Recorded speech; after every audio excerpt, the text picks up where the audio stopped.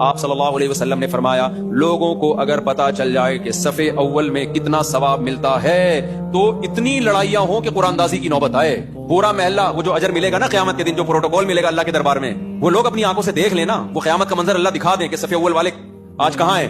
تو نبی نے فرمایا محلے والوں میں جھگڑا ہوگا، ہر آدمی کہے گا تیرے باپ کی سیٹ ہے جو آ کے پہلے سے بیٹھا ہوا ہے. صحیح ہے نا؟ ہر آدمی جھگڑا کرے گا، ابے تیرے باپ کی جگہ ہے جو میں بیٹھوں گا یہاں پہ، وہ کہے گا میں بیٹھوں گا. اتنی لڑائیاں ہوں گی کہ فیصلہ کس سے کیا جائے گا؟ قرعہ ڈالا جائے گا. آج کیونکہ ہمیں اپنی آنکھوں سے دیکھ نہیں رہے، لہذا ایسے پوستیوں کی طرح رڑتے آتے ہیں.